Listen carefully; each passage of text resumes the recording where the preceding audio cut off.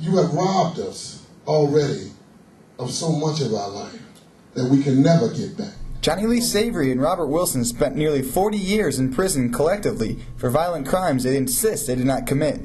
They were both freed in 2006, and each remembers that day fondly. 30 years later, I was released, December 19th, 06. Raised my hands, I looked up and I was just like the heaven was open. And all the years of fighting, everything that's overwhelmed me, and I just gave a good sigh of relief, like I'm free, all right? You know, but that's where a fork in the road separates these two men. You see, while Robert Wilson was exonerated of his attempted murder charge, Savory was paroled as a convict. You would think an innocent man would have it better off than the one who was still considered guilty. But that's not necessarily the case, according to an attorney at the Center on Wrongful Convictions. Men and women who are released from prison, when they are guilty of a crime, they are put on, we call it mandatory supervised release. And there are all sorts of programs that the state of Illinois sets up for these ex-cons in order to help them reintegrate into society. There is drug counseling if you're a drug addict. There is job training if that's something that you need. There is housing that the Department of Corrections can help you negotiate. In fact, you know, St. Leonard's is just such a place. Both Savory and Wilson actually lived at St. Leonard's House on Chicago's west side. Savory was still considered an ex-con by the state, so his stay was not unusual. But Wilson, who was taken off parole after his charge was vacated, was only allowed to stay by the grace of the staff at St. Leonard's. Once they had once the parole board cleared, he said, no, he clear. He got time considered served, whatever. Now I became free citizen, but I thought things would get better. I said, well, I'm free, well, I don't get that. But then St. Leonard's House said, well, the state ain't paying for it, we want to keep you as together. We like you, because if they didn't like me, they could have actually kicked me out. So now Robert Wilson is not on parole, and all of a sudden he does not have services because he is somebody who is wrongfully convicted, and we do not have services in the state of Illinois for those who are innocent of the crimes that they were accused and convicted of. Yeah. Wilson struggled to find work because even though his charge was vacated, the arrest still remains on his record. Now, guess what? I filled out applications. I was lucky enough to get interviews.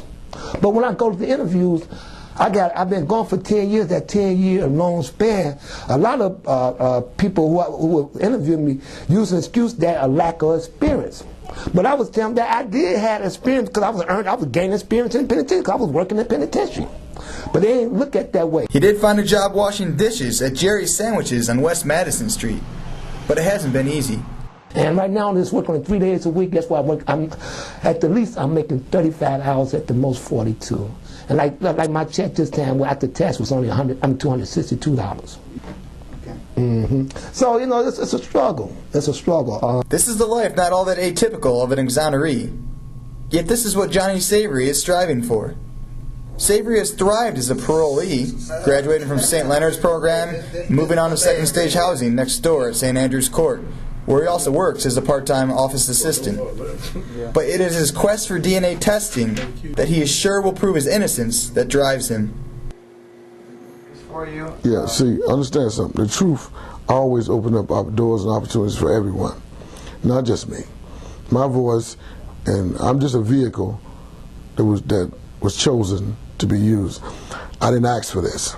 I was sitting in school in 1977 when I was taken out.